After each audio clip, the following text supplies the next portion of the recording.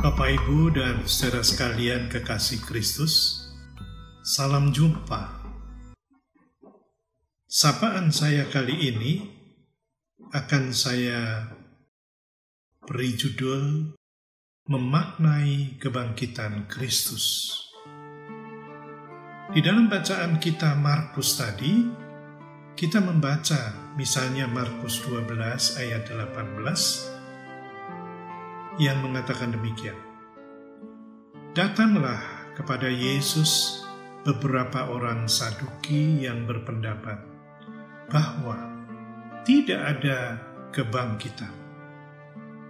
Sehingga dengan demikian kita tahu bahwa orang-orang Saduki tidak percaya adanya kebangkitan Kristus.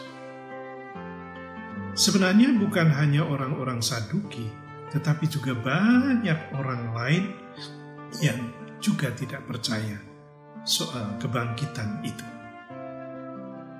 Tetapi bagaimana dengan Anda dan saya? Ketika kepada Anda ditanya, apakah Anda percaya Kristus yang bangkit? Saya yakin secara spontan Anda mengatakan, ya, saya percaya.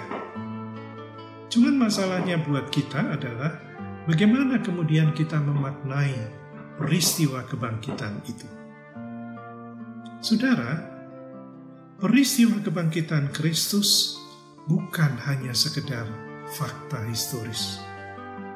Kristus yang bangkit bukan hanya sekedar fakta sejarah yang sudah terjadi 2000 tahun lebih yang lalu. Tetapi peristiwa kebangkitannya itu punya kena-mengena dengan kehidupan kita sekarang ini dan di sini. Misalnya saja, saudara sekalian, saya tahu siapa saya hanya ketika saya mengenal Yesus dengan baik.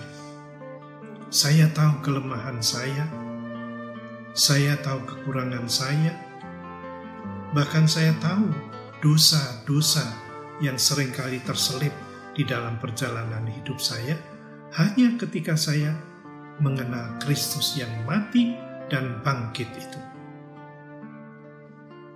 Ialah yang selalu menjadi cermin bagi hidup saya.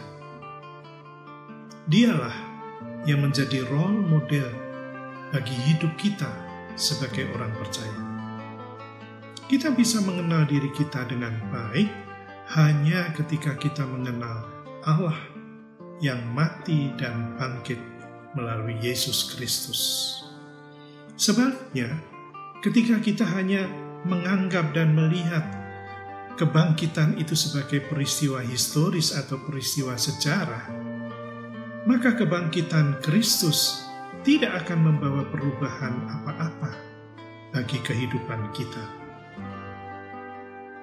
Oleh karena itu, marilah sebagai orang percaya, ketika kita mencoba memaknai Kristus yang sudah bangkit itu, kita melakukan refleksi diri. Apa makna kebangkitan Kristus di tengah-tengah kehidupan kita saat ini? Bahwa di tengah-tengah pandemi yang sedang kita alami ini. Semuanya ini ternyata menyadarkan kita ketika kita bercermin pada diri kita dan bercermin pada Kristus, bahwa saya ini rapuh, saya ini lemah.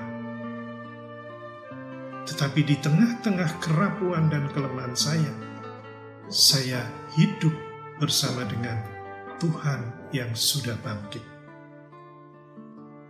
Dialah yang menjadi spirit kita untuk berani menyikapi hidup ini. Sebab di luar aku, kamu tidak bisa berbuat apa-apa, kata Yesus.